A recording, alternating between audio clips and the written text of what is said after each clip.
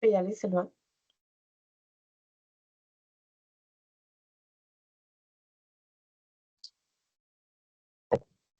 Bonjour à tous. Alors, euh, bienvenue au deuxième, mais ça, c'est une reprise du webinaire sur la plateforme de géolocalisation qu'on monte pour le système UDR. Alors, comme c'est la deuxième fois, on va quand même, pour ceux s'il y en a qui ont déjà participé à celle de la semaine passée, mais ça va être un peu un repeat pour vous démêler. On va présenter un survol de ce qu'est UDR. Et ensuite, on va présenter, l'équipe de Forac va présenter la plateforme comme telle, le fonctionnement et comment rentrer ces données, quelles sont les fonctions. Alors, je vais commencer tout de suite. Je vais partager mon écran.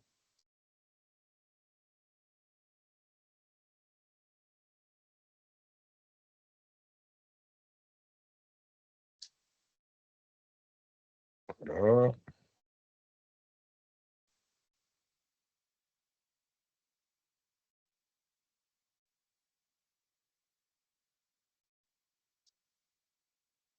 Est-ce que vous voyez la présentation? Oui, on la voit.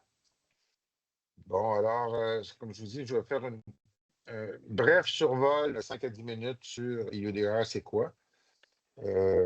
Alors, c'est un règlement européen qui a été voté en 2022 et qui va être en application à partir du 30 décembre 2025 pour les compagnies, les grosses compagnies, et 30 juin 2026 pour les plus petites entreprises.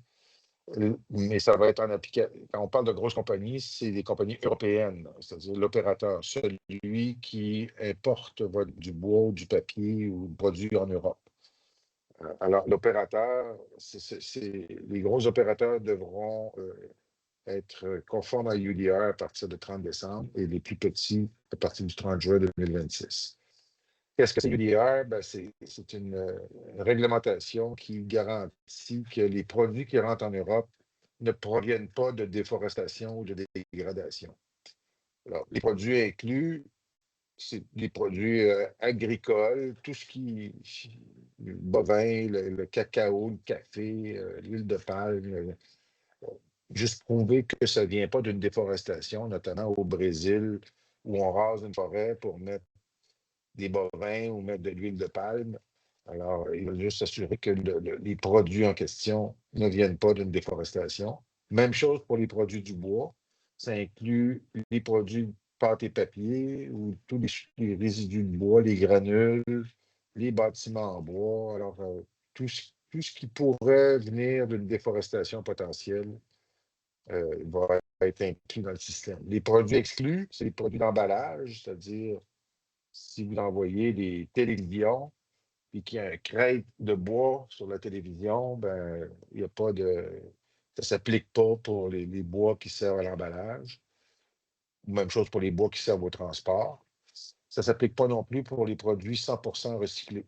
Alors, si c'est des produits réutilisés, du bois qui sont réutilisés, des vieux bois ou des vieux papiers, 100% recyclés, ou du papier 100% recyclé,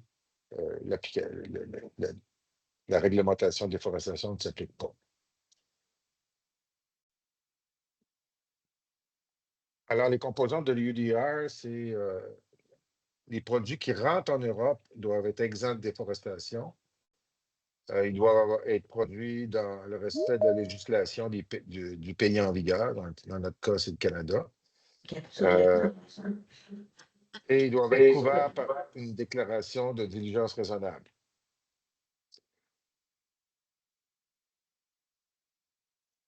Alors, l'absence de déforestation-dégradation, ça veut dire que les produits ne doivent, soit les produits agricoles ou forestiers, ne doivent pas provenir d'une déforestation-dégradation. Puis la définition de la déforestation pour UDR, c'est une conversion de forêt vers l'agriculture. Alors, tout ce qui est autre forme de déforestation, développement urbain, exploitation minière, une route, quelconque forme de déforestation ne s'applique pas. C'est strictement la déforestation vers l'agriculture. La dégradation, c'est défini comme une altération structurelle du couvert forestier qui est une conversion d'une forêt, un exemple d'une forêt primaire vers une forêt de plantation. Et lorsqu'on parle de forêt de plantation, il y a eu une définition qui a été faite, je vais vous en parler un peu. Mais au départ, une forêt primaire qu'on replantait comme on fait dans l'Ouest canadien, c'était considéré comme de la dégradation. Alors que l'objectif visé ici, c'est d'éviter qu'on rase une forêt tropicale naturelle pour mettre je sais pas, de l'eucalyptus, une plantation d'eucalyptus ou une plantation d'huile de palme. C'était ça l'idée. Alors, la définition a été modifiée un peu de la dégradation, ajustée, je dirais.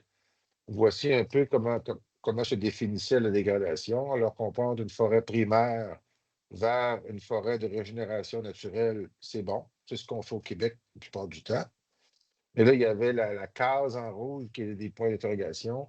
Une forêt primaire vers une forêt plantée. Il fallait définir c'est quoi une forêt plantée. Ce n'est pas de mettre d'eucalyptus. Si tu replantes avec les mêmes essences qu'il y avait, parce qu'il y a un problème quelconque, un dénudé sec ou quoi que ce soit. Avant, c'était considéré une dégradation. Maintenant, c'est correct. Alors, on n'a plus de ce problème-là. Une forêt qui était déjà en régénération naturelle ou une forêt qui avait déjà été coupée, la problématique n'existe pas là. Sauf si on rase une forêt pour mettre, je ne sais pas moi, du peuplier hybride, là, c'est une dégradation.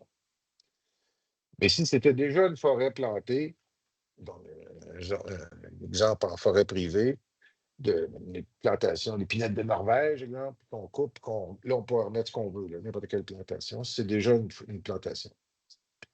Alors, cette problématique-là a été évitée. Les exigences, alors les opérateurs qui sont les clients européens qui importent doivent recueillir les informations, les documents qui attestent la conformité. Ils doivent conserver ça pendant 5 ans. Les informations qu'ils doivent avoir, c'est la géolocalisation de toutes les parcelles sur lesquelles ont été produits les produits qui rentrent ou que ceux qu'eux importent, avec la date et la période de production. Les informations attestant que ces produits sont zéro déforestation et les attestations qui prouvent que ces produits sont produits conformément à la législation pertinente du pays. Alors, c'est ce qu'on appelle la diligence raisonnable de l'opérateur. Alors, géolocalisation, ça, on va vous montrer, c'est ce que la plateforme qu'on va vous montrer après. L'évaluation du risque attribué à notre pays, on l'a fait, on est en train de la terminer. Alors, il y a une évaluation là, de risque qui a été faite pour la province de Québec, qui est un document de 200 pages que tout le monde allait avoir gratuitement. Vous pourrez donner ça à votre fournisseur si vous vendez en Europe, à votre client qui sera l'opérateur. C'est un document de base qui démontre tous nos systèmes, nos lois et règlements et que tout est conforme.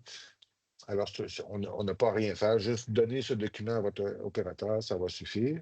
Puis les mesures d'atténuation en cas qu'il y a un problème ou un claim, ça ne s'applique pas pour nous parce que c'est facultatif, mais c'est pour les pays c'est facultatif pour les pays à faible risque. Le Canada va être un pays à faible risque, assurément. Mais on va quand même monter un système d'atténuation d'audit au cas où les évaluations des pays ne soient pas faites à temps. Là, on va quand même monter un système au cas. Les opérateurs recueillent toutes les informations et les données. Ils doivent les conserver pendant 5 ans, à compter de la date de la mise en marché du produit. Alors, la géolocalisation, qu'est-ce que c'est? Il faut que chaque parcelle qui rentre dans l'usine est géolocalisée. Si c'est une superficie de moins de 4 hectares, ça peut être un seul point GPS. Si c'est une superficie de plus de 4 hectares, c'est soit un polygone standard carré ou un polygone irrégulier avec des points de géolocalisation qui sont faits selon le système européen. On va vous en parler plus tard dans la présentation de la plateforme.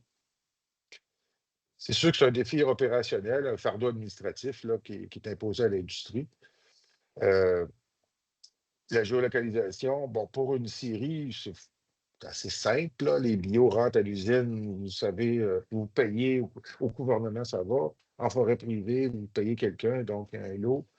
Mais pour quelqu'un, pour des produits plus complexes, genre quelqu'un qui fait de la pâte craft ou quelqu'un qui, même un imprimeur qui vend des livres en Europe, lui, c'est pas mal plus compliqué de remonter jusqu'à la forêt, là. Il faut que toute sa chaîne de vente ait fait le travail pour que lui puisse démontrer à son opérateur sa conformité à UDR. La collecte d'informations sur le risque associé au Québec, je vous en ai parlé. On aura le document qui va être fourni à tous. Le système européen fixe des formats de données supportés, des types de géométrie supportés. La plateforme va faire ça automatiquement. Vous n'avez pas besoin d'en occuper. Ça va sortir dans le format que les Européens veulent. La taille maximale des fichiers, qui sont des GeoJSON, c'est 25 mégabytes. Les informations disponibles au Québec, par chance, on avait déjà tout un système en forêt publique, c'est très bien. Je vais vous donner ici un exemple pratico-pratique de forêt publique. Même, ça converge toutes les forêts du Québec, mais la géolocalisation existe déjà. C'est déjà tout monté, disponible pour n'importe qui sur le web. Merci au MRNF d'avoir monté ce système. Alors, je vais vous donner un exemple, une carte forestière. Juste pour vous montrer, vous avez. Votre client pourrait avoir vos points GPS et aller vérifier. Alors, si je vais descendre un peu au sud, puis je vais descendre, je descends, vous allez voir. Voilà. Alors, l'ensemble du Québec est couvert avec un numéro ici. Vous avez toutes les zones forestières, vous avez la superficie, on le voit 5,7 hectares. Tout est déjà là, géolocalisé. Alors, on a cette base de plateforme qui existe déjà. Je vous ramène. En forêt privée, là, on a un lien avec la carte cadastrale aussi du ministère des Forêts. Alors, lorsque vous mettez un numéro de lot, la plateforme va aller chercher directement le polygone du lot en question. Tout ce que vous avez à faire, c'est mettre un numéro de lot. Et ça va être jumelé avec la carte des forêts. Donc, ça va être la portion forestière du lot qui va sortir automatiquement en GeoJSON. Pour les États-Unis, étant donné qu'on n'a pas ces accès-là, puis les Américains ont décidé d'y aller avec un autre système basé sur les townships ou les counties. Bon, c'est des choses simples, c'est des cartes qui existent déjà. On va l'intégrer dans notre plateforme dans les prochains mois pour que lorsque, c'est sur vos factures, quand vous rentrez des billets américains, le nom du county ou du township est déjà dessus. C'est quelque chose qui est exigé dans les Bill of Lading. Donc, vous avez juste à le rentrer, puis ça va aller le chercher automatiquement. Vous n'aurez pas à faire de travail de programmation pour ça. Alors, les objectifs du projet, c'était de développer une plateforme sécurisée, très importante. Il ne faut pas que ce soit accessible à tous. Il va être un outil pour EUDR. Facilité de transfert d'informations entre les fournisseurs, les usines, vos clients. C'est pour une série, ça va, mais si vous vendez vos copeaux à une papetière, oups, je ramène, je reviens. Alors, si vous vendez vos copeaux à une papetière, ben, ils vont vous demander l'information si vous l'avez. Alors, vous allez pouvoir donner votre système, vos points GeoJSON qui vont sortir avec la plateforme. Ça facilite la production de rapports. Alors, les rapports, vous rentrez vos systèmes, puis les rapports de conformité vont se faire automatiquement là, avec la plateforme. Ça couvre l'ensemble de la chaîne d'approvisionnement forestière. Alors, mais on arrête à la série. Là. Nous, on ne fait pas de traçabilité post-usine. Alors, ensuite, c'est une chaîne de traçabilité normale. Si un gars de granule achète de 4 séries des surplanures, ben, sa chaîne de traçabilité, c'est 4 séries. Alors, il donne puis chaque série a son rapport de conformité UDR avec les géolocalisations. Mais la portion de traçabilité de clients, on ne le fait pas avec la plateforme. Toutes les autres plateformes le font. soit les plateformes de certification forestière ou toute autre forme, vous pouvez le faire vous-même là, pour vos clients où vous approvisionnez. L'autre élément, c'était de mobiliser tous les acteurs concernés parce que c'était en forêt publique, c'était assez simple, mais en forêt privée, il fallait que tout le monde soit au courant puis participe au développement de la plateforme. Alors, ça vise les usines de première transformation, c'est ceux qui achètent des bio ou qui rendent des bio, qui les transforment. Alors, pour une papetière, ils achètent des copeaux. Bon, c'est leurs clients qui vont devoir se conformer, mais ils achètent aussi du bois pour à pâte. Alors, ils devront géolocaliser eux-mêmes ce bois-là. Voilà. Ça termine la portion. Si vous avez je ne sais pas si on fait une période de questions tout de suite, mais on est mieux de passer tout de suite à la plateforme, puis gardez vos questions. On va passer une période de questions après, euh, lorsque on aura présenté la plateforme. Alors, Pedro, je te laisse continuer. Je vais arrêter ma présentation.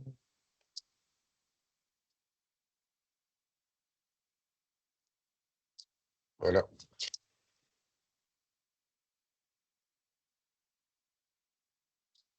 Je pense que tu partages toujours ton écran. Ouais, Voilà. voilà. Bon, moi, c'est Pedro Eboli. Je suis chargé du projet UDR au FORAC qu'on fait en partenariat avec l'EquiWeb. Ce matin, on a aussi notre développeur en chef, Rémi Huot, qui est là pour répondre à des éventuelles questions plus techniques par rapport au développement de la plateforme. Bon, je partage mon écran. J'ai une présentation, moi aussi, pour aujourd'hui. Euh, Ça, c'est une présentation assez large. Je vais pas répéter tout ce que Sylvain vient de bien présenter. Mais cette présentation, elle va être sur le site du KeyWeb. Fait que vous allez pouvoir lire un peu plus en détail c'est quoi l'IODR, c'est quels les défis imposés. Puis moi, je vais présenter le projet, surtout la plateforme, et je vais faire vous faire une petite démonstration. Bon, je vais passer à la partie importante. Voilà. Bon, Sylvain, il a bien présenté les défis imposés par les UDR.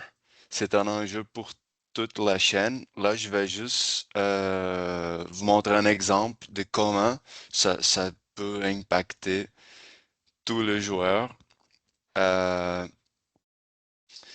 on peut, on peut penser, par exemple, à des scieries qui s'approvisionnent de différentes sources, soit en forêt privée, forêt publique, Nouveau-Brunswick, Maine, Nouvelle-Angleterre, à l'Ontario, etc. Puis les scieries vendent pas en Europe, n'exportent pas de produits en Europe, mais elles vendent leurs produits ou leurs coproduits, par exemple, pour des papetières, qui les papetières vont pas forcément non plus exporter en Europe, mais leurs clients, oui, ça se peut que leurs clients vont exporter en Europe, puis les Européens vont demander les informations, dans ce cas pour les grossistes, qui vont demander les informations aux papetières, qui vont demander des informations, des documents, des données aux scieries, qui ensuite vont demander toutes ces informations-là pour les syndicats, les groupements, leurs fournisseurs dans le fond. Fait que c'est un enjeu pour toute la chaîne, même ben, surtout pour ceux qui n'exportent pas en Europe, je dirais, parce que se conformer à l'UDR, avoir toutes les informations requises, toutes les données et les documents, ça peut représenter un avantage concurrentiel. Fait que c'est quand même une opportunité, les UDR, en plus qu'un défi, évidemment. Bon, le projet de traçabilité KeyWeb. Pourquoi le FORAC fait partie de ce projet? Bon, le FORAC est un centre de recherche qui on fait de travaux là-dessus il y a presque 23 ans. On a comme partenaire le joueurs importants de l'industrie, ministère aussi, Ressources naturelles Canada. On a des partenariats avec des centres de recherche. Fait qu'on travaille là-dessus, on travaille sur la traçabilité, sur la chaîne de valeur forestière. Ça fait longtemps. On a une expertise là-dessus. On a, entre autres, notre plateforme Forac ID. C'est une plateforme d'intégration et d'exploitation des données forestières. Fait que Forac ID permet d'aller chercher les informations en forêt directement de machines, des abatteuses, et mettre ça ensemble avec les informations qui viennent aussi des usines de transformation. Et Forac ID permet, entre autres, la localisation automatique de tiges récoltées. Fait qu'on collecte automatiquement les données des têtes d'abatteuses. On intègre ces données sur Forac ID, puis on est capable de générer des rapports de production d'une façon très précise au niveau de tiges, d'où ça vient. Puis on a une expertise là-dessus concernant la traçabilité et c'est pour ça aussi qu'on fait partie de ces projets avec l'EquiWeb. Notre rôle, ben, notre rôle, c'est de développer la plateforme de traçabilité qu'on va vous présenter bientôt. Et ben, c'est l'EquiWeb, le porteur du projet, c'est l'EquiWeb. L'expert en politique, la réglementation, c'est l'EquiWeb qui nous oriente concernant l'UDR. Puis l'EquiWeb est un contact avec des associations de producteurs, de représentants de l'industrie partout au Canada, aux États-Unis, en Europe aussi. Ça nous permet d'être à jour sur ce qui se passe dans le domaine plus politique de l'UDR et comment ça va s'appliquer en Europe. Et c'est l'EquiWeb aussi qui va maintenir et gérer la plateforme à l'avenir. Les objectifs, comme Sylvain a bien mentionné, c'est de développer une plateforme de traçabilité, que ça va soutenir l'industrie à suivre les approvisionnements et à se conformer à l'UDR. Ça va faciliter le transfert d'informations entre fournisseurs, usines, clients, d'autres systèmes d'information, d'autres plateformes des organismes de certification, par exemple. Notre but, c'est de couvrir l'ensemble de la chaîne. Ça touche l'UDR, ça touche tout le monde. Ça concerne tout le monde. Fait que la plateforme gratuite et elle est faite sur mesure pour les besoins de l'industrie.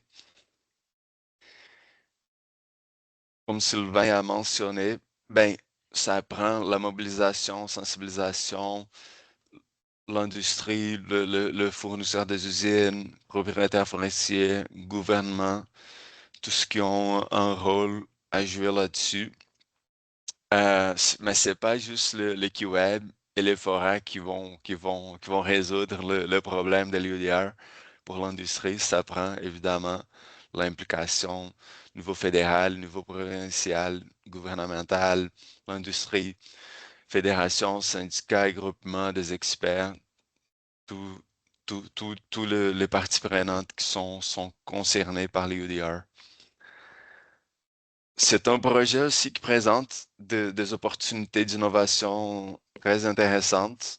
Ben, on va intégrer deux autres provinces, fait on pourra avoir des rapports de production pan-canadiens, on pourra faire des analyses de chaînes d'approvisionnement, cartographier les sources en forêt publique, privée, avoir une visibilité des flux de fibres de bois à l'échelle du Canada. Ça me permet aussi d'avoir une estimation plus précise des émissions des gaz à effet de serre. Ben, en ayant le point d'origine, destination, la distance de transport, on pourrait aussi considérer tous les processus associés à une usine pour avoir un calcul énergétique plus précis là-dessus, puis estimer plus précisément l'empreinte carbone de l'industrie forestière. Bon, là, je vous présente la plateforme en tant que telle. C'est quelle ses fonctionnalités? Bon, la plateforme permet que les utilisateurs importent des données, des fichiers de forme contenant des polygones et des points GPS par exemple, mais aussi des fichiers Excel contenant les numéros des cadastres des lots qui sont situés au Québec.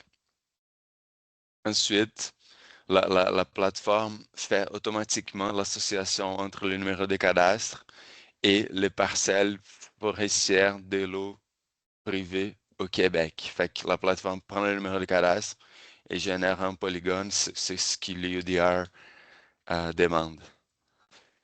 La plateforme fait aussi l'analyse des parcelles importées en ce moment pour celles qui sont situées au Québec. Fait que tout ce qui tombe sur les unités d'aménagement, tout ce qui tombe sur des parcelles déclarées comme des parcelles agricoles, tout ce qui tombe sur des aires protégées, territoires de droit consenti, la plateforme identifie tout ça et elle permet aux utilisateurs de téléverser des preuves de conformité qui peut servir justement à démontrer que la production, la coupe a été faite sans causer de la déforestation et donc en conformité à l'UDR.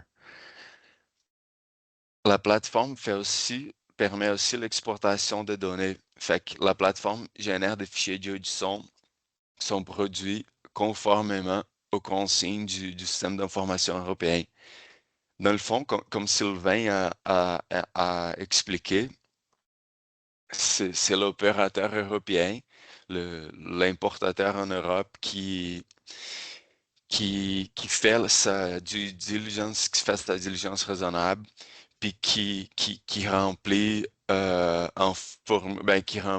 qui déclare dans le fond, qui déclare les essences, les volumes et d'autres informations. Puis la plateforme, ce qu'elle fait, c'est qu'elle produit un fichier, ça va comme un annexe à cette déclaration de diligence raisonnable faite par l'opérateur européen. Et cet annexe, c'est le fichier audio du son qu'on produit conformément aux consignes du système d'information européen. Je profite de l'occasion aussi pour mentionner que l'UDR, c'est soit la réglementation, soit le système d'information européen, soit notre système, soit le système que les usines sont en train de réfléchir, de produire, de développer. Tout ça, c'est une évolution. Puis tout le monde évolue. C'est un défi pour tout le monde, pour les Européens, pour les Américains, pour nous évidemment. Fait que le système d'information européen évolue, ça s'améliore, puis on suit ce qui se passe avec le système, puis à partir de juin, on aura une nouvelle version de ce système-là, puis on pourra ça va nous guider aussi dans notre développement.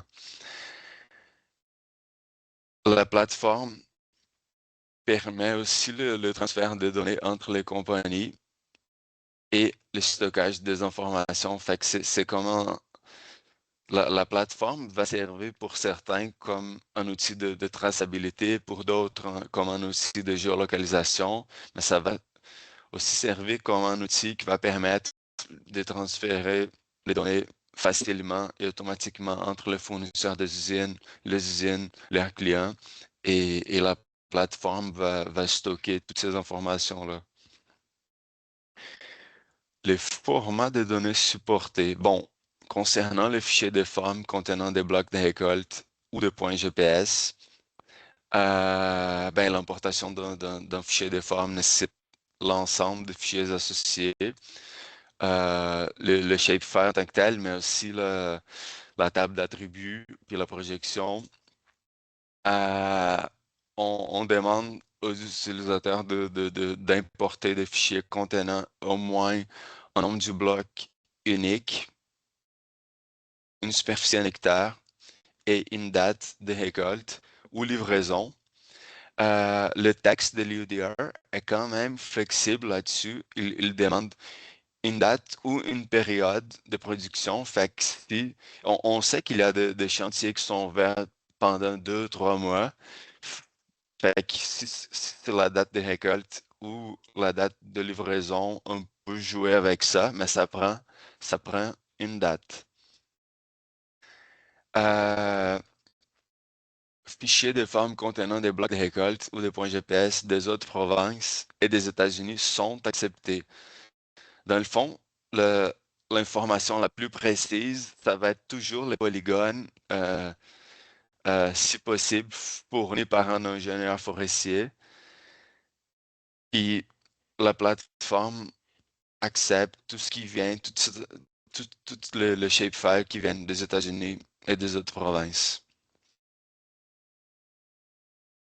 Les formats de données supportés, les fichiers Excel contenant des numéros de cadastre de l'OSTIO Québec.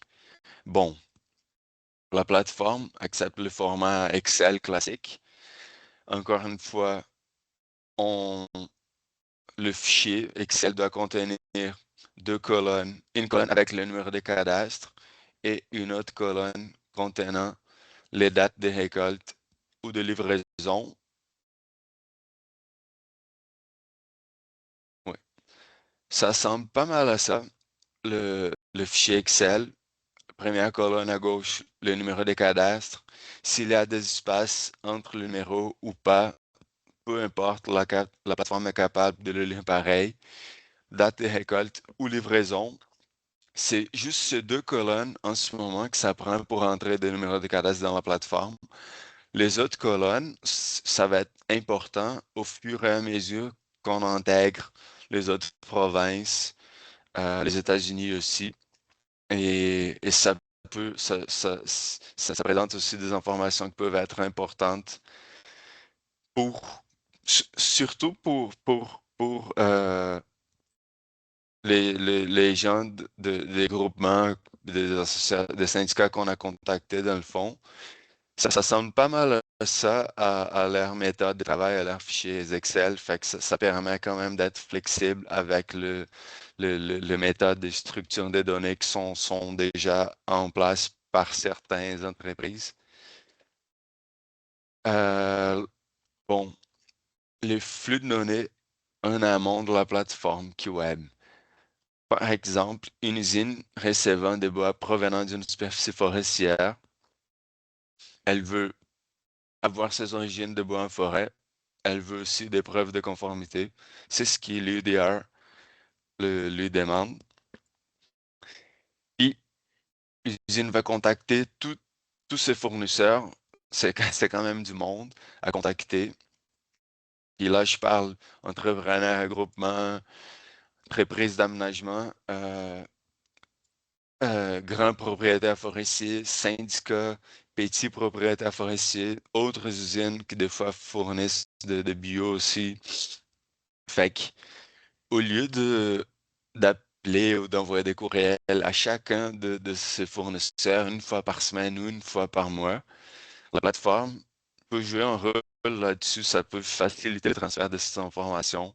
Fait que le fournisseur, au lieu d'envoyer les informations à plusieurs usines qui les approvisionnent, pourrait envoyer les informations à une seule place et l'usine, de son côté, pourrait aller piger de l'information à une seule place au lieu de contacter des dizaines de fournisseurs, par exemple.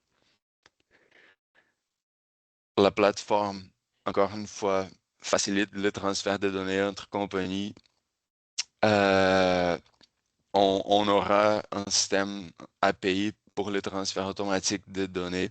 Fait que, disons, on peut programmer ça pour envoyer des données chaque vendredi en après-midi, puis l'usine peut programmer d'aller piger ces données, par exemple, chaque samedi matin. Fait que ça peut être un processus plus automatique, donc plus simple pour tout le monde. La plateforme associe le numéro de cadastre au polygone correspondant. Elle analyse le parcelle de récolte importé, permet le téléversement de preuves de conformité à l'UDR et on génère des fichiers audio du son produits conformément aux consignes du système d'information européen. Les flux de données en aval de la plateforme. Fait que les clients des usines qui vont vouloir les mêmes choses, les origines de bois en forêt et les preuves de conformité, au lieu d'aller communiquer à plusieurs usines qui les fournissent des produits, ils pourraient aller se communiquer à une seule place à la plateforme qui servira à simplifier toute cette démarche de transfert de données. Et ensuite, les clients vont pouvoir transmettre l'information à leurs importateurs européens qui, eux autres, vont être responsables d'annexer ce fichier du son à la déclaration de diligence raisonnable qui va être déclarée au système d'information européen. Prochaines étapes du projet. Bon, on est en évolution comme tout le monde. On est en amélioration continue depuis janvier. Juste avant Noël, on a déployé la première version de la plateforme en ligne et après ça, on fait des tests, on fait de l'amélioration et on va continuer à améliorer la plateforme jusqu'à mars 2026, sans notre entente avec l'équipe web. Tout ce qui peut servir à intégrer d'autres fonctionnalités, d'autres provinces, tout ce qui peut servir à optimiser l'expérience de l'utilisateur. On collabore, on travaille ensemble, surtout avec nos partenaires, puis on écoute leurs commentaires, leurs suggestions, puis on développe la plateforme en fonction de besoins de l'industrie, dans le fond. On est en train de développer notre API pour faire le transfert automatique des données et faire l'interopérabilité avec d'autres plateformes. Ça avance bien. On devrait commencer le test du système d'ici à 2 semaines. Puis on s'attend que ce soit fonctionnel à la fin mai 2025. Ensuite, on va commencer à intégrer les données du Nouveau-Brunswick. Fait que la même chose qu'on fait pour le Québec concernant le numéro de cadastre, on va le faire pareil pour le Nouveau-Brunswick. On va faire pareil aussi l'analyse de parcelles importées. Si ça tombe dans une unité d'aménagement, une aire protégée, une parcelle agricole, on va le faire pareil pour le Nouveau-Brunswick. On va ensuite intégrer les données de la Nouvelle-Écosse, de l'Ontario, du Maine, de la Nouvelle-Angleterre.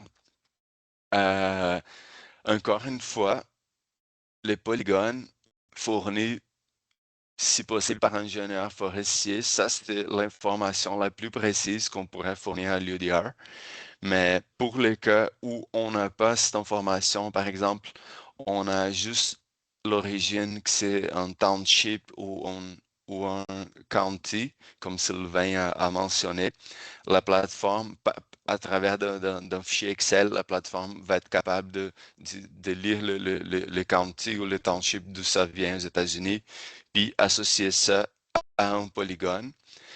Les problèmes ou l'enjeu là-dessus, c'est que là, on commence à parler des polygones d'une superficie de 5 000 hectares, 10 000 hectares. Fait que ça augmente considérablement les risques de non-conformité à l'UDR parce que si dans ce polygone, dans ce county de 5 000 hectares, il y a quelqu'un qui fait de la déforestation, qui fait une conversion d'une forêt dans une aire agricole, là, ça peut avoir des risques pour l'UDR, mais ça va être l'information la plus précise qu'on aura quand même.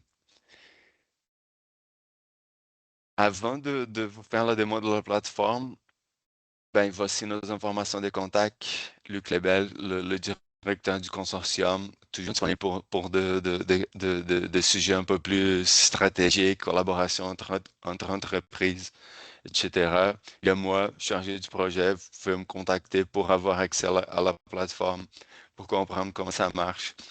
Il y a aussi Rémi, c'est notre programmeur en chef, il est avec nous ce matin. Tout ce qui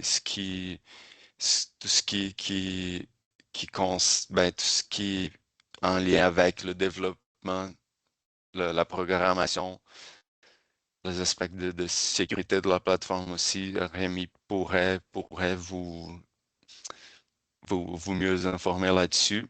Et sur ce, bon, là, je vais partager, non, je partage déjà mon écran. Là, je vais vous faire la démonstration de la plateforme. Ça, c'est la page, c'est pas la page d'accueil, mais c'est la page de connexion. Je vais me connecter avec mon compte Google.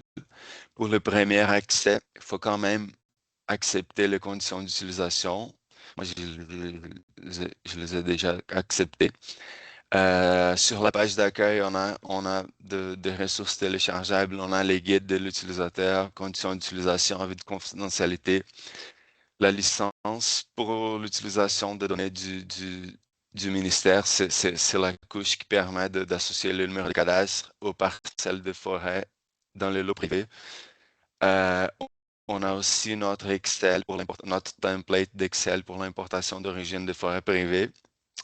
La plateforme est flexible pour les d'autres fichiers Excel, mais il faut que le fichier aille une colonne avec le numéro de cadastre, puis une autre avec les dates de récolte ou de livraison. Page d'information de compte. Voici mes informations, mon nom, mon courriel. Ça, c'est l'organisation à qui j'ai l'accès, la série X, Y, Z. Bon, c'est une série fictive juste pour faire la démonstration de la plateforme. Je suis le gestionnaire de cette organisation. Fait que je peux importer de données, je peux exporter de données. Mais si j'avais un accès de type fournisseur, je pourrais juste importer de données, pas d'exporter. Si j'aurais un accès de type client, je pourrais juste exporter les données, le fichier UDR, on va dire.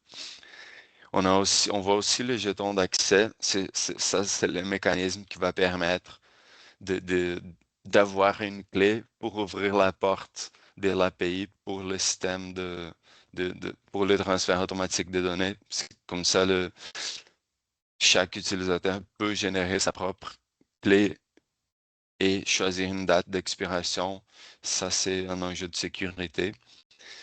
Bon, la page de bloc de coupe. Je vais ajouter des blocs tout de suite. Voilà. Bon, je vais importer le shapefile avec la projection, avec la table d'attributs, évidemment. Je vais les importer. C'est fait. C'est pas sur la carte encore parce qu'il faut quand même identifier les colonnes qui sont dans un fichier. Fait que dans le fichier à moi, le nom du bloc du couple, c'est écrit block name. Dans le fichier à moi, le champ producteur, c'est nommé comme producer name. Je pourrais aussi avoir un producteur par défaut, disons, il y a des exemples ici qui pourraient être définis pour tous les blocs, mais dans mon fichier à moi, il y a une colonne, il y a un champ producer name, il y a un champ aussi date de récolte qui s'appelle harvest date. Le champ superficie, la plateforme a saisi que ça voulait dire area. OK, on a tous les paramètres d'importation des blocs de coupe. On va les importer dans la plateforme. Ça marche, c'est vert. Par contre, on voit ici à droite qu'il y a un bloc de coupe corrigé. On va les regarder. Ça s'appelle la fontaine, ce bloc. C'est pour ça aussi une des raisons pour laquelle on demande un nom de bloc de coupe unique. La géométrie de ces blocs, la fontaine a été corrigée. Les trous ont été retirés. On voit ici avant et après la correction. Ça peut être un lac, ça peut être une maison, par exemple, des trous dans le polygone. Par contre, le système d'information européen n'accepte pas de polygones avec des trous, fait qu'on n'a pas le choix de les retirer, ce qu'on fait, puis on informe à l'utilisateur, fait qu'au cas où le trou s'agit d'un champ agricole, par exemple, l'utilisateur pourra téléverser des pièces justificatives en plan d'aménagement pour attester, par exemple, c'est ce que je fais en ce moment, pour démontrer ça, que la coupe a été faite en conformité à l'UDR. Là, je vais accepter la correction. On voit aussi que les blocs, ça tombe dans une unité d'aménagement. On sait laquelle. On peut supprimer ces blocs si on veut. On peut modifier ces informations, les noms, le producteur, la date. On peut, ça c'est les informations du bloc de coupe, mais on peut aussi voir les informations de l'importation, fait que l'organisation, le nom du fichier, les blocs des coupes, les nombres de blocs de coupe ignorés. Dans ce cas, aucun bloc a été ignoré, mais des fois, si c'est un bloc, par exemple, avec des lignes qui se superposent, qui s'entrecroisent, ça peut être ignoré. Puis c'est pour ça aussi qu'on demande aux utilisateurs d'avoir un nom unique. Ça nous permet de savoir quel bloc exactement a été ignoré. On a un log, on a un journal d'importation. C'est à travers de ce journal qu'on identifie les blocs au cas où ça a été ignoré. On peut changer le paramètre d'importation de blocs de coupe, comme on a fait tout au début. On peut supprimer une importation complète. Ben, ça, c'est d'autres blocs sur la carte. On voit des blocs dans les unités d'aménagement, mais on voit aussi dans une aire protégée, un autre, dans une parcelle agricole. Ça, c'est toutes des blocs fictifs, hein? C'est juste pour faire la démonstration de la plateforme. Là, je vais importer un fichier Excel contenant des numéros de cadastre. C'est ça le fichier. C'est si simple que ça. Un fichier avec juste ces deux colonnes, ça c'est assez pour faire une importation en ce moment sur la plateforme. Je vais l'emporter. Voilà, c'est fait. On voit le bloc sur la carte.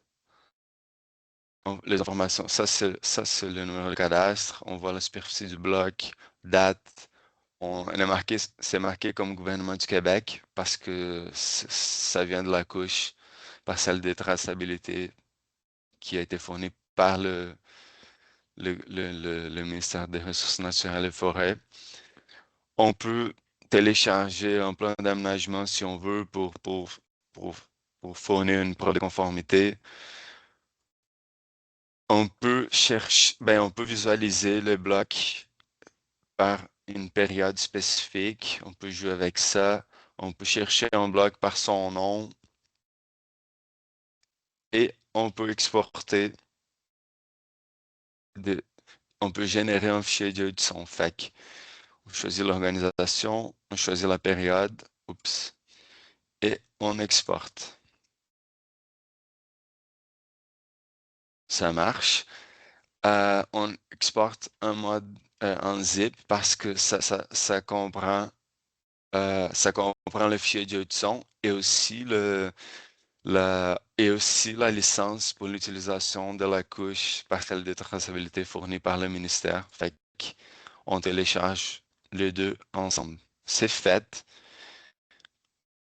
Si on voit ici, on a le fichier de son, puis c'est cette information que les usines pourront envoyer à leurs clients. Dernier onglet, ben, c'est la page de gestion des fichiers, fait qu'on peut trier tout ce qu'on a chargé et tout ce qu'on a importé, exporté de la plateforme. sur ce, j'arrête de partager mon écran. C'est pas mal ça, la plateforme en ce moment. Et c'est la période de questions. Si vous avez quelques questions là-dessus, on va vous répondre.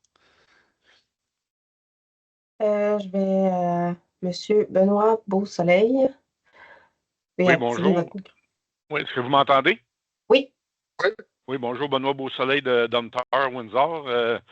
Nous sommes tapissières, on s'approvisionne de plusieurs régions différentes. Juste m'assurer que je comprenne bien pour commencer, là, l'information qu'on devra saisir dans la plateforme, là, est-ce que c'est à l'échelle de voyages entrés par transaction à balance ou est-ce que ça peut être une quantité par période? Y a-t-il des quantités à saisir? Non.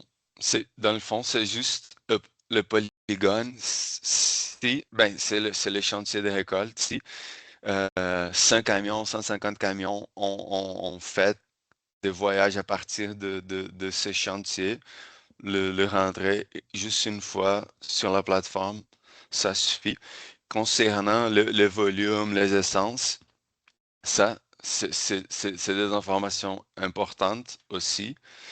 Mais c'est surtout important pour les opérateurs européens qui vont devoir déclarer ces informations. Vous, dans ce sens, il faut savoir les essences, par exemple, qui sont dans chaque produit que vous allez vendre à vos clients. Ça peut être une information qui va être demandée par vos clients. OK, mais on n'a pas à saisir ça dans la plateforme. Non. OK. Et puis, il va y Puis, avoir des API aussi chez Domtar. Je pense que vous avez déjà votre propre système pour vos opérations internes, de ce qui rentre, là. La plateforme va être surtout utile pour les fournisseurs autres, les petites séries qui vous vendent des copeaux ou vos bio, parce que votre système interne fonctionne, puis il y aura une API si vous voulez l'utiliser pour rentrer votre système dans la plateforme ou inversement. Mais c'est surtout tous vos autres fournisseurs que vous avez moins de contrôle sur leurs opérations à eux, là. C'est surtout ça l'objectif là, pour les papetières. ben Ouais. justement, Sylvain, tantôt, vous avez mentionné que pour les acheteurs de bio qualité pâte, par exemple, on devra nous assurer de géolocaliser les achats. Est-ce que ça veut dire qu'on doit demander un shapefile au fournisseur ou on peut aller direct sur la plateforme, sélectionner le chantier si on connaît le nom? Oui, oui, oui, OK. vous allez pouvoir directement. Surtout, parce qu'on a fait des ententes aussi avec PG. Si ça passe sur une balance quelque part, lui, il va avoir, mettons, qu'il rentre chez vous, 150 camions lui, tes payes, là, ils sont pesés quelque part, puis lui, il va vous fournir les 150 d'un coup. Tu aurais une donnée à rentrer là, avec 150 camions. Ben, On essaie de mettre ça le plus simple possible partout. Là, le API, ça va servir à rentrer des informations, mais aussi à sortir des informations. Fait que si vos fournisseurs, par exemple, sont sur la plateforme, ils vont pouvoir compléter le portail d'approvisionnement de Domtar sur la plateforme, par exemple. Puis si les clients à Domtar sont aussi sur la plateforme, vont pouvoir aller accéder à vos origines, à l'origine de vos boîtes dans le fond, et avoir l'information que c'est requise par l'UDR. Et puis, concernant nos fournisseurs américains, fournisseurs de bois-rond, par exemple, ou en Ontario, je pense pas que ça va être eux qui vont aller saisir l'information dans la plateforme eux-mêmes. Comment vous voyez ça? Pour les États-Unis, ça va être. Il y a une petite glitch politique. Là. Aux États-Unis, on dit à l'Europe qu'eux, ils n'iront pas au polygone à 4-5 hectares. Là. Ils vont aller par county, township. C'est l'information qu'on va donner. Ce sera le county, township. Puis ça, c'est une info. Quand tu achètes des bio américains, c'est sur la facture. C'est sur le bill of lading, le county. Ça va être à nous à le faire. Oh, à le rentrer, là, vous allez rentrer. Ce camion-là, c'est une telle quantité. Là. Faut que tu mettes Et- un autre quantité. Ouais. Est-ce qu'on peut, je sais pas, moi, faire ça en batch, là? Oui, Peux-tu oui, faire oui. ça une fois par mois, exemple? Oui. OK. Ben, le, les UDR, dans le fond, dans le texte des UDR, c'est écrit que l'information, le polygone, le shapefile, ça doit être dans le système d'information européen au moment où le produit est placé Mhm. dans le marché européen. Fait qu'il y a quand même une marge pour jouer là-dessus. Mhm. Puis concernant les informations de l'Ontario ou des États-Unis, encore une fois, l'information la plus précise va être toujours un shapefile, un polygone euh, envoyé par un ingénieur forestier. Pour ce qui sont des grands propriétaires forestiers, ben, il y a quand même un aménagement. Ben, on s'attend qu'il y a quand même un aménagement, une planification faite. Puis dans ce cas, vos fournisseurs pourraient vous envoyer l'information la plus précise possible, que c'est le polygone en forêt. Pour les cas où on parle de petits propriétaires forestiers, par exemple, où il n'y a pas forcément un ingénieur forestier qui a suivi les opérations, où il n'y a pas forcément un polygone généré, un shapefile, mais c'est là où on pourrait fournir un township ou un county pour justement avoir une origine de bois. D'accord. Ben, je vous remercie de votre présentation et la réponse à mes questions. Mhm. Dans les négociations européennes, je sais qu'actuellement, ils travaillent pour simplifier la job là, des opérateurs. Et ce qui se négocie actuellement, qui risque de pas, c'est la- la- le travail de fournir les données de due diligence. Ils parlent de le faire une fois par année. Alors, ça va ton client, tu lui donnes ton système, il voit que ça marche, c'est fait pour l'année. Là. Ça serait idéal. Comme ça, on n'aurait pas, on aurait du temps aussi de monter notre système, puis on l'envoie une fois par année.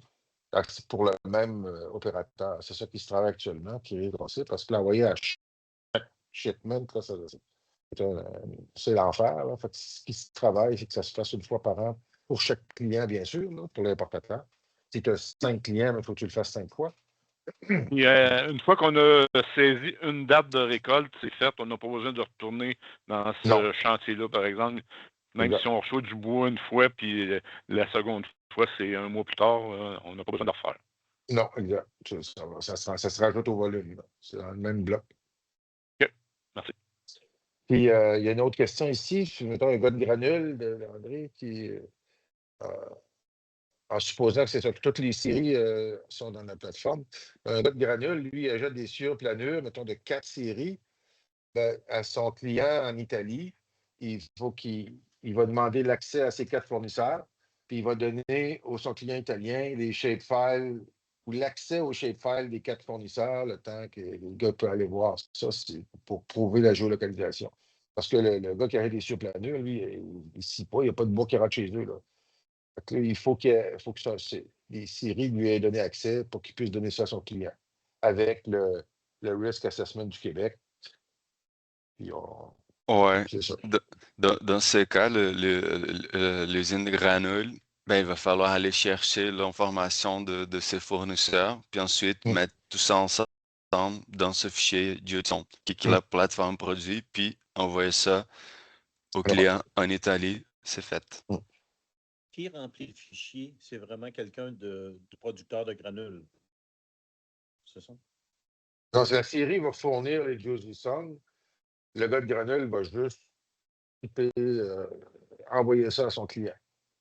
Il n'y a pas à réécrire tout ça. Là. Ça va arriver déjà en fichier Juicy Song, l'ensemble. Puis, puis le client italien, il va déclarer ces informations dans une déclaration de diligence raisonnable contenant plusieurs informations essence, volume, d'autres choses aussi. Puis le fichier du jeu de son qu'on parle, c'est comme un annexe à cette déclaration de diligence raisonnable.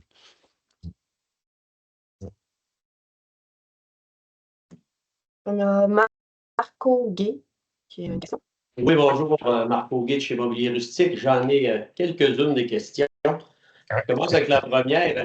Les exigences minimales, c'est quoi de l'Europe? J'ai cru voir tantôt, M. Pedro, dans le PowerPoint, qu'il y avait juste 2 petites lignes. C'est quoi le minimum qu'on peut donner? Le minimum, c'est une géolocalisation. Il y a même des gens qui ont dit, écoute, moi, c'est géolocalisé, c'est Canada. Tiens, voici mon polygone, c'est le Canada. T'sais. Mais s'il y a une déforestation au Canada, ben, t'es mort. C'est pour ça, plus tu vas précis, plus c'est safe. Mais étant donné qu'en Amérique du Nord, il n'y a pas beaucoup de déforestation, là, en tout cas très rare, vers l'agriculture, mais il y en a quand même. Exemple, une bleuetière. Au Québec, là, le gars, il rase sa forêt pour mettre du bleuet. Ben là, c'est de la déforestation vers l'agriculture. Fait qu'aux États-Unis, mettons, je sais que chez vous, vous autres, vous avez des bio-américains ici surtout. Oui, beaucoup. Puis, ben, tu mets le county, puis c'est ça, c'est tout ce que tu mets le minimum. En souhaitant que dans le county, il n'y a pas de déforestation, là, mais s'il y en a, il va y avoir un claim pour l'ensemble du monde qui ont coupé du bois dans ce county-là. Là, fait qu'ils vont s'organiser pour qu'ils n'aillent pas, j'espère. Puis pour les forêts privées, ben, juste un numéro de cadastre avec la date. Ça va être automatique. Pourquoi qu'aux États-Unis, les autres, ça c'est correct, les counties. On va donner un exemple, un sieur de peu importe l'essence aux États-Unis, qui a fait du bois aux États-Unis, qui exporte en Europe. Lui, il n'adhère pas à la plateforme que vous avez présentée ce matin. Il fait ça autrement. Puis est-ce que leur système est complexe et compliqué, je pense, en tout cas? Excusez de dire trop compliqué, mais je trouve ça compliqué ce matin, là. Oui. C'est la même chose. Là. EEC, puis les Américains sont en train de monter le même système que nous pour eux, là, mais basé sur les townships et les counties. Puis dans le feuillu, là, c'est très compliqué. Là. Je dois te le dire, c'est plus compliqué que nous autres. Mais ils n'ont pas le choix. Là. Ils montent un système, sinon ils ne peuvent plus vendre en Europe. Là, ça ne passera pas. Fait ils sont en train de le monter. Puis ils s'attendent d'être prêts aussi en décembre. Mais eux, leur système, c'est des counties. Fait que, on n'a pas. Nous, on va l'avoir, les counties, dans notre système. Là. Fait que Mais nous autres, on aime ça compliqué au Québec, là, mais si, étant donné qu'on gère et qu'on a le risk assessment est très faible, là, on n'est pas des tueurs d'arbres au Québec, là, au Canada. Puis on a des agences de forêt, des agences de mise en valeur de forêt privée. Puis il y a des lois, puis il y a des permis d'abattage dans tout. Pourquoi est-ce qu'on ne regrouperait pas, au lieu de mettre des numéros de l'eau, des informations assez sensibles qu'on met sur une plateforme que tout le monde est capable de voir où est-ce qu'on s'approvisionne, c'est qui nos clients. Est-ce qu'on pourrait pas seulement mettre les agences de forêt? Et on a 17 agences au Québec. Là. Moi, je dis, le bois vient de telle agence. Ça vient un county, ça, là. Excusez, si je peux ajouter, Sylvain, excuse-moi, c'est pas encore complètement accepté la façon de fonctionner des États-Unis par les UDR. Ouais. Ils ont proposé ça, mais c'est pas encore complètement accepté. Les États-Unis, pas juste dans ce domaine UDR, mais n'importe dans quel domaine de législation internationale, on peut penser au domaine minier, maritime, etc. Ils ne sont jamais en accord avec l'ensemble des pays. Par contre, ils développent à l'interne leur système, puis ils sont pas officiellement en accord, mais ils sont en conformité. C'est ça le positionnement habituel des Américains. Puis, je pense pas que pour cette situation va être différent. Puis, tout au début, vous avez demandé c'est quel le minimum. Mais je pense c'est quel le maximum dans le fond. C'est quoi le maximum que vous pouvez fournir à vos clients pour qu'ils pensent bon, je vais faire affaire avec celui qui me fournit le maximum. Ça, je pense que c'est quand même une opportunité d'avantage concurrentiel. Puis, mais pour répondre à votre question, les minimums, c'est des origines en forêt, puis des preuves de conformité. Et avec toutes les lois qu'on a au Québec, la conformité est de gars là. Se rendre au maximum, là, puis les informations que vous disiez que les fournisseurs peuvent mettre des informations là-dessus, les clients, tout le monde peut aller voir maintenant où est-ce qu'on a le produit, où est-ce qu'on l'a. Non, c'est ça, c'est tout sécurisé. L'information, mettons, tout c'est du ciel. Tous les fournisseurs, il n'y a que toi qui va avoir accès. Personne d'autre est capable d'aller le chercher. Mais quand tu donnes tes GeoJSON, c'est sûr que ton client européen, qui envoie une liste de fichiers GeoJSON, lui, il va avoir des spots. Il va savoir c'est où. Il n'y aura pas de nom du propriétaire, il n'y a aucune idée c'est quoi, mais il va avoir des lots, des cartes de lots. Mais il ne saura rien d'autre. Puis l'information que toi, tu as, personne d'autre peut l'avoir. Puis dans ton cas, c'est un peu spécial parce que tu ne vends pas de copeaux aux papetières du ciel. Fait que c'est juste ton bois que tu vends à un client en Europe directement. Mais une petite scierie qui fait des pinettes, lui, il ne vend pas en Europe, il veut rien savoir, mais il vend des copeaux à une papetière. Il n'y a pas le choix. Et sinon, il ne serait plus capable de vendre ses copeaux. Il me reste quelques questions. Je ne prendrai pas tout votre temps, tout le monde non plus. Nous autres, on a à peu près 4000 clients. C'est tous des petits volumes. Ouais. Ça va être très énergivore. Ça prend quasiment un salaire à la semaine là, pour gérer ça. Puis comment ça prend de temps? Tantôt, Benoît Beausoleil a demandé s'il fallait le faire à chaque réception. Mais dans notre cas, les chantiers, des chantiers de 2 voyages, ça commence à être un chantier important. Ça veut dire qu'il faut probablement toujours être là-dessus. Combien ça prend de temps à aller faire ça pour. Je voyais M. Pedro tantôt, ça allait l'air aller bien, là, mais quelqu'un qui ne connaît pas la plateforme encore, je pense que ça va demander beaucoup d'énergie à chaque voyage. Comment ça prend du temps? C'est sûr que c'est un fardeau administratif, ça c'est sûr, pour tout le monde, pour nous, pour les Américains, pour les Européens, c'est sûr, mais il faut pas besoin de déclarer chaque voyage, fait que si vous avez le polygone, disons, si vous rentrez de l'information une fois par mois, une fois par saison, quand même une fois par année. Il faut déclarer chaque voyage. Je vais vous donner le meilleur exemple possible.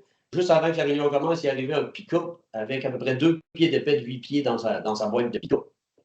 Ça, il en arrive des affaires de petits volumes. C'est ça qu'on vit avec nous autres. Ouais. Il faut le faire à chaque voyage. Il y a 2 éléments. Si c'est Joseph Arthur qui arrive avec son pick-up et 4 petits bio, Joseph Arthur, il connaît il sait où il a pris son bois. Là. Il a pris son bois sur son lot. Là, tu n'as pas le choix. Ça te prend ton numéro de lot, puis tu rentres juste ça avec la date. Si c'est un groupement forestier, puis tu en as, je ne sais pas, pendant 3 mois, ils t'en rentrent 20. Eux autres, ils vont le compiler. Ils peuvent te donner les 20 chargements d'un coup. Tu vas tout l'avoir, tu vas juste le prendre puis le rentrer. Là. C'est Joseph Arthur avec ses 4 bio, lui, il n'y a rien. Tu es obligé de mettre le numéro de l'autre. Sylvain, je vais peut-être juste apporter un questionnement. C'est une bonne question que Marco apporte. Je la poserai autrement, c'est-à-dire, OK, je ramasse le numéro de l'eau à chaque fois qu'il vient me livrer. Je peux-tu n'accumuler pendant 4 mois, puis là, une fois aux 4 mois, là, je me pogne un avant-midi, puis je rentre tout ça sur la plateforme. C'est quoi la fréquence minimale requise? Aucune fréquence, c'est la date où tu livres en Europe. C'est la date où ça rentre. Il faut que l'information soit disponible. Si tu prévois livrer ta commande au mois d'août, tu peux rentrer ça la semaine d'avant. Tu donnes ça à ton client. Puis un coup que tu as donné à ton client ta diligence, puis que tu rentres d'autres vannes au mois de novembre, tu n'as pas besoin d'y redonner 2 fois. Là. Il l'a eu. Là. Lui, il sait que tu es géré, tout est localisé. Si jamais il y a un claim en Europe ou un avis de non-conformité, puis une patente ils font un audit, bien là, ils vont aller fouiller, puis ils vont trouver la plateforme, puis ils vont regarder ça, puis ils vont dire que c'est correct. Mais tu n'es pas obligé de rentrer ça à chaque jour. Là. Si on pouvait y aller avec les agences de mise en valeur, là, je pense qu'on aurait un affaire qui serait pas mal plus simple. Oui, c'est ce qu'on vise, qu'eux, ils veulent, pour leur propre information, c'est intéressant. Eux pourront te donner ce qui rentre chez vous, eux autres vont te donner le fichier complet. Tu peux leur demander aux 3 mois ou aux 4 mois. Mais tu vas avoir juste une fois à rentrer. Là. Puis là, en plus, il n'y a pas d'obligation. Hein. Nous, ce qu'on montre, c'est pour que ce soit parfait et précis. Mais quelqu'un pourrait décider, moi, je mets juste la MRC. puis c'est ça que tu donnes à ton client. Là, ben, ça on donne ce qu'on veut finalement à notre client. Là. Ben oui.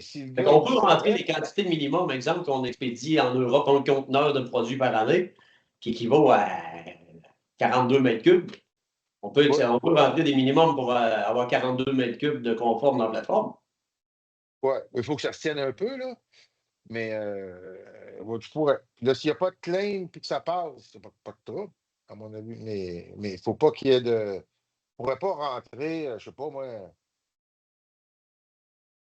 200 000 mètres cubes dans ton usine, puis tu as un conteneur à un moment donné de 30 mètres cubes, puis tu te pognes cette journée-là. Là.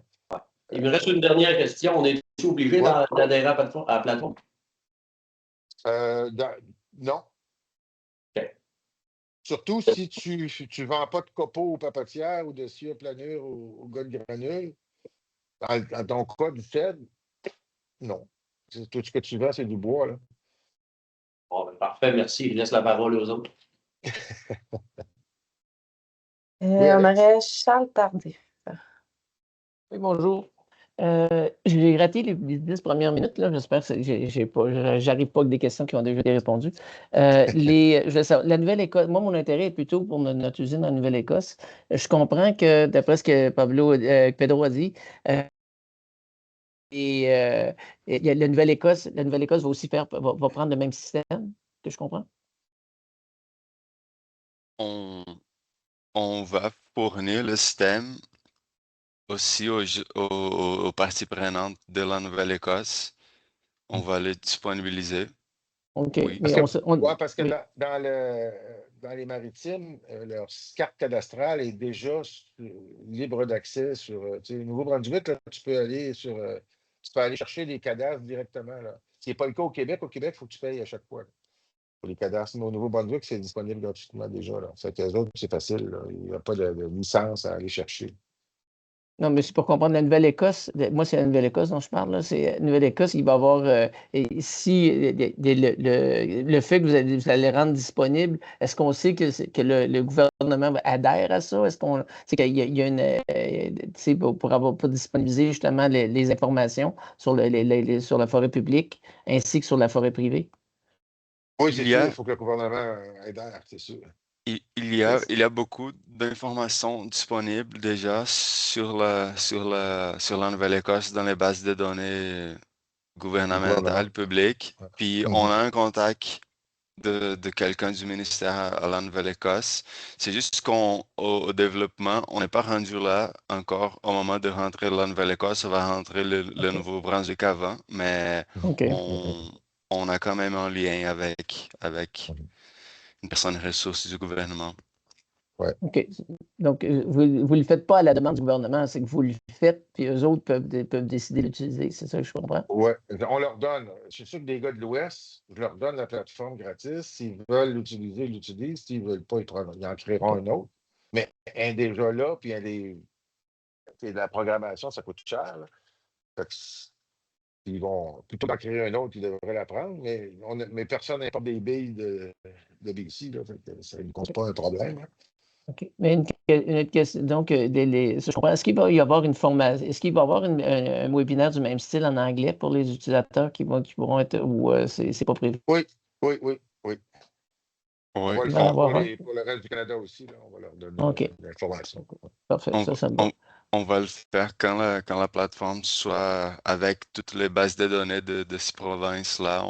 On va faire un autre webinaire un peu comme ça, version en anglais. Mais cette présentation est traduite en anglais dans le site du QWeb. Ils pourront déjà la voir. OK, elle est déjà disponible. Okay. Oui, en anglais. Oui. Okay. On est en train de faire des tests avec les usines là, actuellement. Là. On a une série, on a Lebel, on fait des tests, voir parce qu'il y a beaucoup d'approvisionnements différents. On va avoir une papetière, un gars de feuillu. On le teste pour être sûr que ça marche, qu'il n'y a pas de bug. Là. Et après ça, tout le monde qui voudrait s'essayer, c'est disponible. Vous appelez Pedro, puis vous allez avoir un accès. Okay, ça me va. Une dernière question plus technique. si les gens vont nous fournir une information, donc un petit producteur livre un camion de bois, il nous donne une information, dire je viens de tel lot. Nous autres, on inclut ça dans le système. Mettons que l'information n'est pas toujours précise. Hein. On le sait, des fois, l'information que les camionneurs rendent, des fois, mettent la mauvaise aire commune, on le ramasse à l'unité d'aménagement, je veux dire, on finit par le retrouver, puis on corrige, mais où il y a des détrompeurs. Mais dans le cas de la forêt privée, si on arrive avec quelqu'un qui nous donne un mauvais lot de l'eau, ça nous tombe directement dans une aire protégée. Je ne sais pas, mettons que ça arrive. Nous autres, on ne le sait pas du tout. Qu'est-ce qui arrive? Est-ce qu'il y a un gros flag qui allume puis dire problématique ici? Oui, il y a un flag qui va allumer. Si tu tombes dans une forêt, dans le parc national Forillon, mettons, là, ben, ça va cliquer, là, ça ne marchera pas. Là. Fait que là, tu vas savoir que ça, il y a quelque chose qui n'est pas bon. Là. C'est pas vrai. Là. C'est des détrompeurs en général, c'est ça que je sens, c'est des détrompeurs en général qui nous permettent de savoir si l'information qui est rentrée est vraiment, un, risquée, deux, disons, inadéquate. Ouais. Pour mieux répondre à la question, bonjour, c'est Rémi Huot, je suis développeur de la plateforme chez Forec. Dans le fond, en ce moment, dans la démo, ça représente un peu comme Pedro a montré dans la démo, là, quand il était dans une aire protégée, vous pouvez voir sur la case du bloc. C'est prévu dans le développement que le flag va apparaître, mais en ce moment, il n'est pas sur la plateforme. Fait que ça va être dans les prochains mois, là, il va y avoir des flags qui vont apparaître dans les cas où est-ce qu'il y a un overlap entre un bloc que vous avez rentré puis une zone protégée, une zone agricole quelconque. Mais pour l'instant, on le voit par bloc sur la plateforme. OK, ça, merci. Dernière petite question, peut-être plus générale encore. Tu parlais tantôt de carbone, tout à coup, tu sais, des éléments carbone. Est-ce que l'information qui va rentrer de façon dans l'ensemble, est-ce qu'elle va être traitée pour d'autres choses? Tu sais, que juste l'identification. Oui, l'objectif, on ne parle pas dans ce webinaire-ci, mais mon objectif, puis c'est déjà en train de se monter avec AGECO et une équipe, c'est que chaque usine va avoir ses approvisionnements à lui avec les distances de transport. Par usine, là, mettons même là, je vais chez Domtar, ils ont 22 usines, mais chaque usine va avoir ses approvisionnements, les distances de transport du site de coupe vers l'usine. Et ce qu'on veut faire, c'est qu'on veut monter un EPD generator, là, un générateur automatique de déclaration environnementale de produits.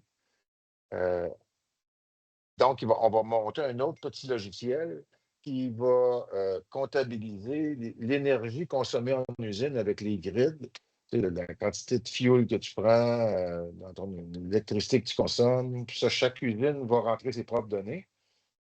Une grosse portion de l'impact environnemental, c'est le transport des billes vers l'usine. Pour que tu aies le 2x4 qui sort de ton usine, voici son impact réel à cette usine-là. L'autre usine, à 400 km plus loin, ça ne sera pas le même. Fait qu'on va avoir un générateur de EPD spécifique par entreprise. Mais ça, c'est chaque entreprise qui veut le faire, qui va le faire. Ceux qui ne veulent pas l'utiliser ne l'utilisent pas. Mais on va monter le système pour que les distances de transport nous permettent, avec un petit logiciel de gestion d'énergie, de consommation d'énergie en usine, d'opération, tout le monde le sait, là, combien de fuel qui passe par année et combien d'électricité qui consomme. Ça va permettre d'avoir un générateur direct. C'est le side effect. Oui, mais il n'y a pas d'utilisation d'informations que tu voudrais te servir pour d'autres choses qui vont servir parce qu'il y a une confidentialité à l'information qu'on envoie. Donc, ce n'est pas pour être utilisé à d'autres choses. Non, c'est pour que chaque usine puisse faire sa job s'ils veulent le faire. C'est ça, ce ne sera pas... Juste une précision. Bon, c'est à chaque usine, chaque organisation de gérer à qui ils vont donner accès à leurs données, soit des fournisseurs ou des clients. Fait que chaque usine va gérer. C'est pas tout le monde qui aura accès aux données. C'est juste ceux qui ont l'accès qui va être fourni par l'organisation, l'usine elle-même. Alexandre, tu as une question? Oui, en fait, je reprends un peu la question de Charles. parle, que j'avais un peu sur des lèvres sur la question de la validation. Là. Tu sais, un producteur qui arrive avec son numéro de lot, très bien. Mais tu sais, après ça, le bois, il est parti dans le cours, puis on n'assure plus la traçabilité nécessairement. Donc, ça veut Non. dire qu'à la porte de l'usine, il faut s'assurer que le numéro de lot qui est donné est déjà valide. Là, j'entendais tantôt que vous disiez qu'il allait avoir un flag qui allait venir, mais est-ce qu'on peut penser avoir comme une euh, je sais pas, ça veut dire qu'à livraison, il faut déjà valider que le numéro de lot est Ah ben, conforme. ouais. Ben, je dirais que pour un numéro de lot, il n'y a pas de numéro de lot dans les parcs nationaux, là. Là, ça n'arrivera pas. Mais il pourra avoir un lot agricole. Le gars, il y a Mhm. deux lots. Il y a un lot forestier, puis un lot agricole. 100% agricole. Puis là, il te met le lot agricole. Ben là, ça va bugger. Puis il y a quelque chose qui ne marche pas. Là. C'est un champ de patates. Tu ne peux pas sortir de bio de là. Il faut que tu sais que tu n'as pas le bon. Là. Donc, il C'est faut ça que tu. ouais, tu retraces. S'il y a quelque chose qui bug, il faut que tu retraces. Le gars, il va dire: Ah non, non, je me suis trompé, c'est mon lot forestier à côté. OK, donc, c'est au producteur à s'assurer que son lot puis, dans le fond, comment on fait, là, parce que c'est pas chaque usine qui va être capable de faire ça, là, mais Mm. comment on fait pour savoir, mettons, que tel numéro est valide? Est-ce que, mettons, justement, les agences ou les syndicats pourraient fournir ce genre d'informations-là, de Oui. préapprobation des numéros de lot? Ouais, ben, Ça eux, ils serait vont, la. ouais, c'est ça. Ils vont le fournir, ils vont l'utiliser pour eux-mêmes, je pense. Là. Puis s'ils font des blocs de livraison dans les groupements forestiers qui livrent, lui, de toute façon, il faut qu'il paye un producteur quelque part. Là. Tu sais, il y a toujours, Ouais. ça passe par la balance CPG, puis tu payes le producteur, puis lui, il sait son lot. Là. Fait que, si on avait mis le nom du producteur, c'est encore plus simple, mais ça ne géolocalise rien, ça. Fait que ça prend le numéro de lot. Excellent. Merci, messieurs. Très bonne présentation. Donc, Benoît Beausoleil. Oui, une autre question. Tantôt, Sylvain, tu as mentionné que la déclaration était volontaire, là, que, par exemple, ça pourrait être un polygone d'une MRC. Est-ce que, par exemple, en forêt publique, étant donné que le risque est très faible de conversion là, vers l'agriculture, est-ce qu'on pourrait travailler à l'échelle d'un polygone d'une zone de tarification, par exemple? Parce que On ça serait pourrait. beaucoup simple. On pourrait, mais comme c'est déjà tout monté avec les 30, c'est déjà tout là, ça arrive tout d'un coup pour les approvisionnements en forêt publique. En forêt publique, ce n'est pas un problème parce que la géolocalisation est déjà toute faite avec tes prêts, tout ça. Tu pourrais y aller avec l'unité de gestion, mais tu l'as tout mâché déjà, tu n'as pas besoin de rien faire. Là. Ça rentre direct. Mais Parce qu'il y a rien que quand. il y a plusieurs chantiers Ouais. dans l'approvisionnement. Là. Nous autres, on reçoit 50 000 voyages par année. Là. Ça demande beaucoup de gestion. Là. Ouais. Ben, ça rentre par bloc quand même, là, par groupe. Par groupe. C'est juste la prendre, tu peux la rentrer tout d'un coup. Là, je pense que Pedro et Rémi travaillaient avec le ministère pour s'assurer que tu peux rentrer tout ça d'un coup. Là. Tu ne rentres pas par voyage à l'usine. Là. Tu peux le rentrer en bloc. Yep. Merci. Mais quelqu'un pourrait dire, moi, je prends l'unité d'aménagement. Le problème, c'est qu'il arrive de quoi quelque part, ben là t'es pris. Ben, là, je parlais de une zone de tarification. Là, Bon, on avait commencé de même. On a dit, on va faire comme les États-Unis, on va y aller par une unité d'aménagement. Mais c'est gros, maudit. Puis là, ça devient plus risqué. Là. S'il y a un claim à cause de caribou, à cause de n'importe quoi, puis tout ce qui est là-dedans est compromis. Ouais. Puis les zones de tarification, c'est quand même des grosses superficies, surtout quand on parle du sud du Québec. Fait que si vous déclarez la zone de tarification, cette grosse superficie, puis si là-dedans, il y a des coupes, des conversions de forêts dans des champs agricoles, ça pose un risque pour l'EDR.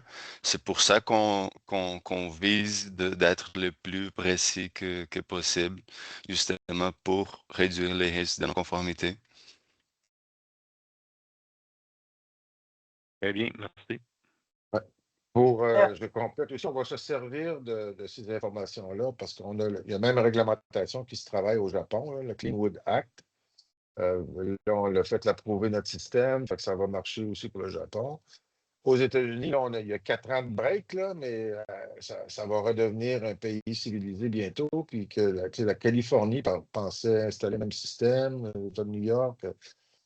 Je pense c'est comme la résistance au bois séché qu'on a vécu il y a 30 ans. Là. On va l'avoir pareil. Là. Faisons-le comme il faut tout de suite. J'aimerais ça qu'on aille aux questions dans le Q&A qui Oui. on avait Isabelle Legault qui avait une question qui était répondue par Rémi Huot, mais je ne sais pas si vous voulez rajouter quelque chose. Donc, lorsque les usines américaines ou des autres provinces doivent fournir leurs propres preuves de traçabilité et que ces bois proviennent du Québec, est-ce qu'ils peuvent utiliser la plateforme? Oui. La plateforme va être gratuite et disponible pour tous. Mais pour leur utilisation à eux, là, ils vont avoir leur sécurité, leur patente, mais le système va être disponible. Ensuite, il y a une deuxième question. Saviez-vous si une analyse de risque a été faite par d'autres provinces canadiennes, en parenthèse Ontario, en attendant que le Canada soit désigné faible risque? Oui, je leur ai tous dit de le faire. Là, je ne contrôle pas où ils en sont rendus, mais tout le monde a dû le faire pour EUTR, il y a environ une dizaine d'années. Il fallait le faire pour la légalité. Alors, chaque province a fait une analyse de risque pour la légalité. Donc, ils ont juste à compléter pour ajouter la déforestation. Ce n'est pas un travail si complexe. Mais pour les granules, c'est une obligation. Là.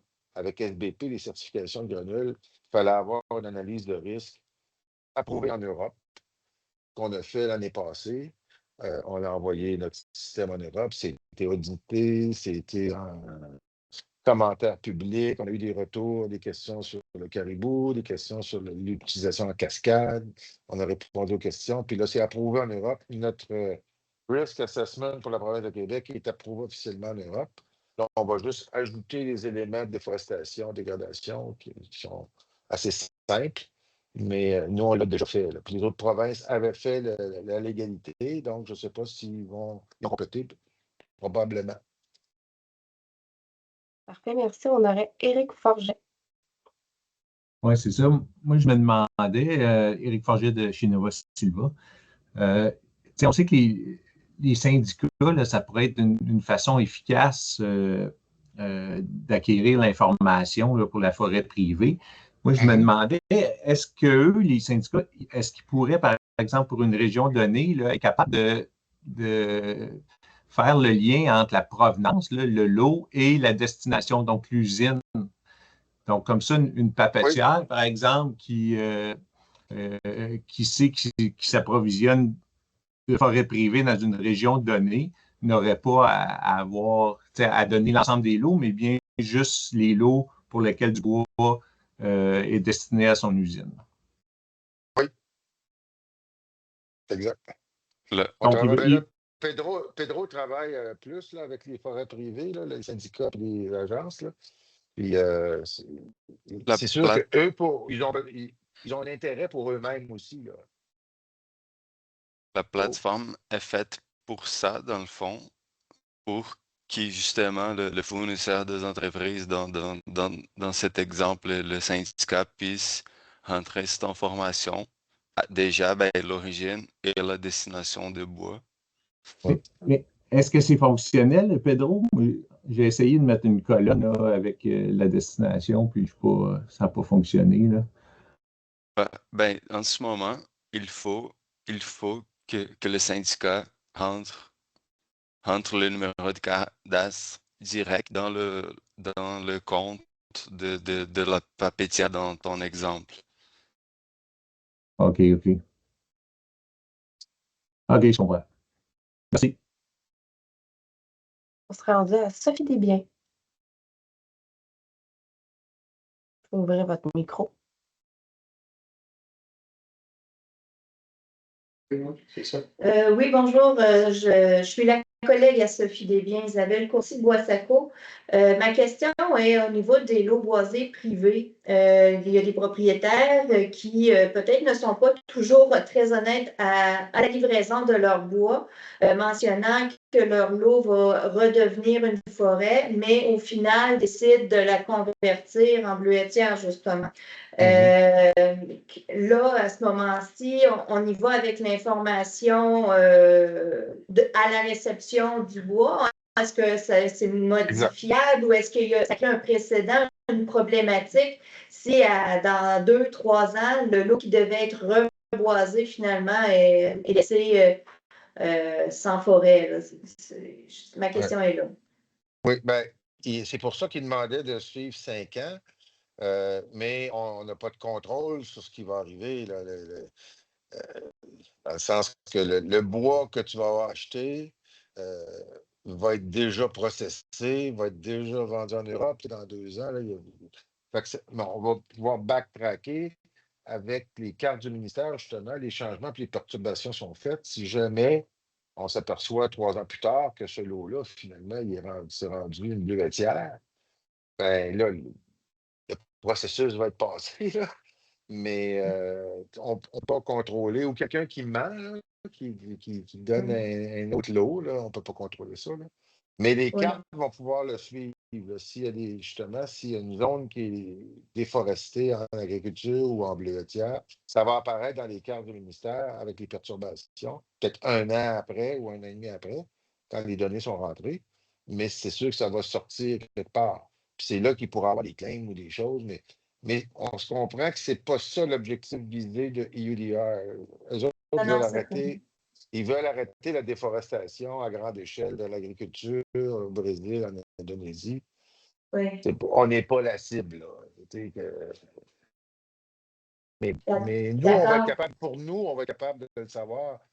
Mais après coup, ça ne causera pas de problème pour ton shipment en Europe parce que ça va faire 3 ans après. Là, oui, il y a ça, mais aussi l'aspect légal. Ici, souvent, dans les lots boisés privés, on est dans ces zones vertes, donc zones agricoles.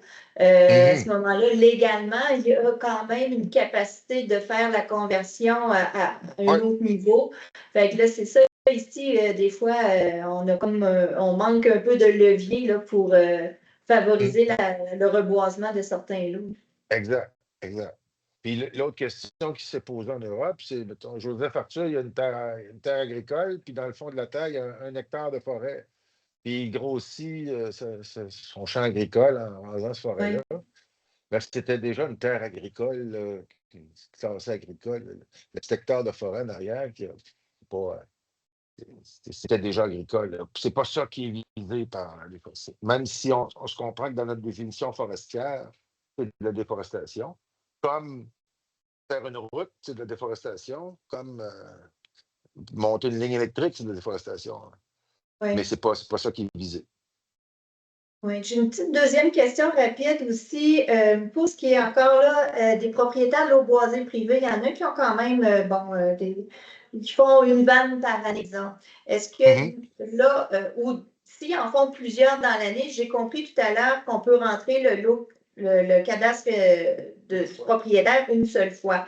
Mais est-ce que ça, c'est renouvelable à chaque année? Si le propriétaire nous redonne nous revend, une vanne, à chaque année, il la fait, il faut toujours, à chaque année, remettre le cadastre, c'est ça? Oui. Ça se fait à partir de quelle date calendrier? À partir du 1er janvier? Je ne sais pas encore comment c'est défini. C'est de quand on met à zéro. C'est le client européen, l'opérateur, qui, lui, doit faire son due diligence une fois par année, là, minimum. Mais là, c'est lui qui va déterminer ces dates-là. Mais toi, si le propriétaire t'envoie une vanne au mois de novembre, puis tu en envoies un autre au mois de février, ben, tu le mets dans la même. Là, tu peux le mettre une fois là, avec le même lot. Oui.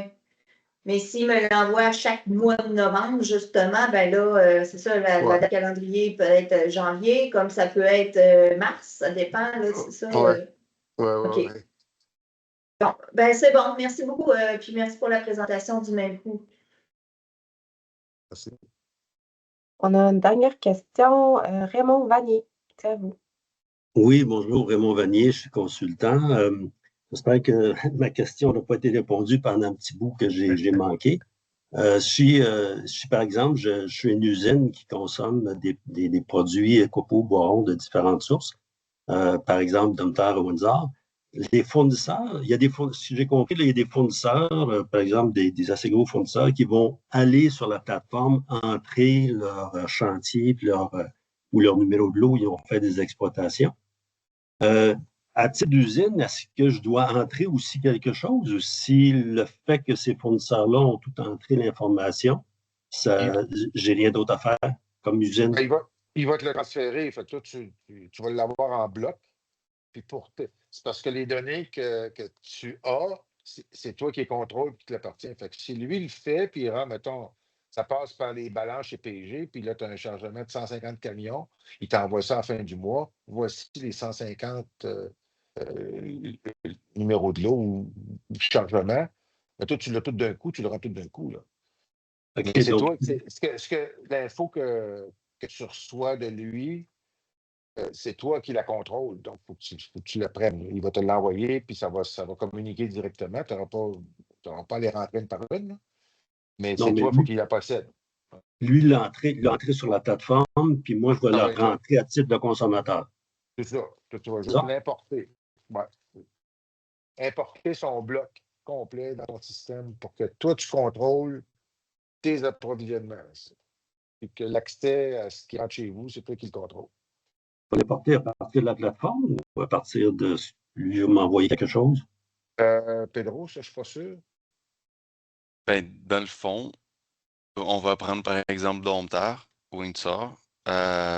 Domtar pourrait donner accès à son compte dans la plateforme au fournisseur.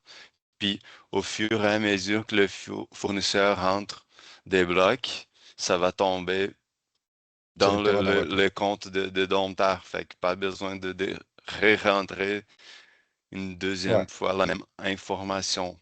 Ça va être la route la plus simple. Si je m'entends avec mes fournisseurs, envoie ça à mon nom, à titre d'usine. Comme on dit, l'affaire est ketchup, j'ai rien d'autre à faire. Oui, exact. C'est bon, ça? Je peux peut-être compléter. Là. Dans le fond, les deux se peuvent, mettons, en fait, il y a trois possibilités. Soit le fournisseur dépose ses sources dans votre organisation sur la plateforme, fait que ça veut dire que le fournisseur a un accès en écriture. Soit vous avez un accès à lecture sur le compte du fournisseur, que là, dans cette situation-là, il faudrait que vous alliez chercher le fichier WDR pour cette organisation-là. Puis la troisième méthode, ben, c'est simplement que le fournisseur vous envoie le fichier UDR s'il utilise une autre solution que notre plateforme. Mais ça, tous les échanges d'informations avec les organisations, c'est comme ça qu'on fonctionne en ce moment, mais c'est dans les plans de rendre ça le plus simple possible puis d'améliorer ça à mesure que la plateforme évolue. Très bien, merci beaucoup. Vos réponses sont très claires, puis la présentation est très intéressante. Bonne fin de journée. Merci. On a Marc Auguet qui a levé la main. Donc. Oui, M. Pedro, vous venez de dire que vous avez donné l'exemple de Domtar qui donnerait un accès à un fournisseur. À ce moment-là, qu'est-ce que le fournisseur va voir? Il va être en mesure de voir c'est qui tous les autres fournisseurs à Domtar? Non. Il va voir juste l'information que lui, il a rentrée, pas l'ensemble de l'information. Donc, c'est pour lui donner l'accès. C'est seulement pour qu'il ait ouais. actionné des informations et non regarder. Exactement. C'est ça. OK, merci beaucoup. Donc, on n'a plus de questions. Je pense qu'on pourrait mettre fin au webinaire. Donc, les présentations et la vidéo vont être disponibles sur le site du QWeb le plus rapidement possible. Oui, puis on aura ceux qui veulent tester la plateforme, déjà commencer à l'utiliser pour appeler chez Forac, là, Pedro ou Luc Lebel ou Rémi. Puis ça va évoluer là, avec le temps là, durant l'été là, pour les autres informations, États-Unis, Ontario et tout. On a jusqu'au mois de décembre. Merci. Merci à tous. Merci. Merci.